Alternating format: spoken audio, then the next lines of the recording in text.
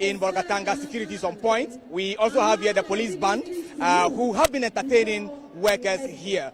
We are celebrating workers, and it is only good that we bring in some workers executives. Earlier we spoke to some workers. We have some executives of the PSWU. I have here the General Secretary of the Public Services Workers Union, Brother Adjei. Good to see you again. You are looking. And I must say, where the gods descend, what's the name? Heavens always respond. If you look up in Bolga, if you are familiar with Bolga, it's usually very hot around this period, but because of some people in this community, heavens are responding. The weather has so far been very, very calm for us. It is a good weather. Workers' expectations so high. What are your first comments looking around your workers? Thank you very much, my brother. I mean, Workers' Day is always an important day.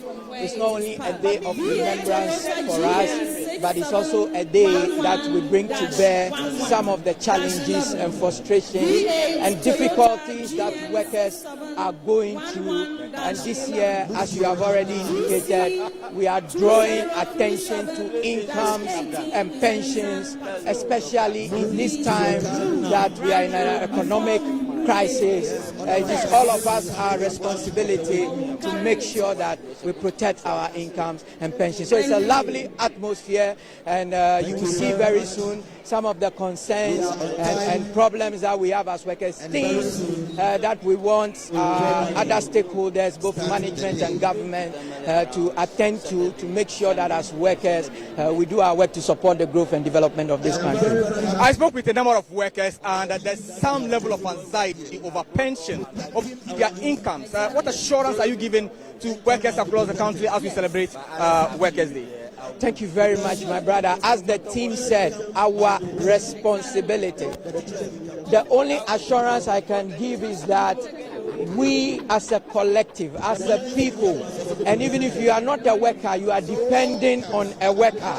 So it is our collective responsibility to stand and to ensure that our pensions are not touched by this debt exchange, to ensure that our incomes are improved. So the assurance is that when we work together collectively, when we stand together in this fight to ensure that pensions are protected, I can assure workers and the people of Ghana that our pensions will be protected and our incomes will go up. It's not the work of one person, it's not the work of the leadership, and it's not the work of one union.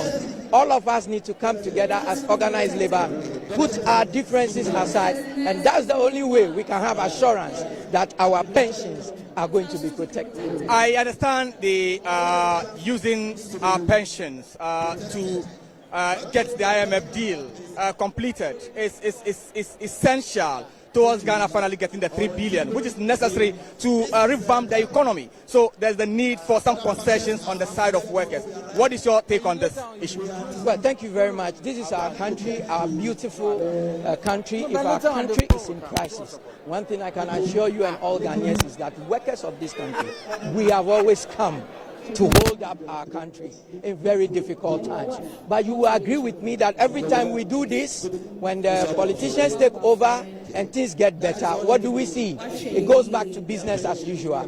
This time around, what we have determined to do is that we want to ensure that whatever support we are going to give as workers to make sure this country comes back to track does not go into futility. So we are demanding for things that must be done, so that when we go through this, we don't come back here again. We want to move forward. Can you be more specific? You are demanding for things that must be done specifically. Well, so my brother, all these things are about negotiation. But briefly, we have been complaining about government expenditure, about the size of government. It is still the same. It is increasing by the day. Those are things that can also be sacrificed. There are government programs and activities that can be stopped or scaled down.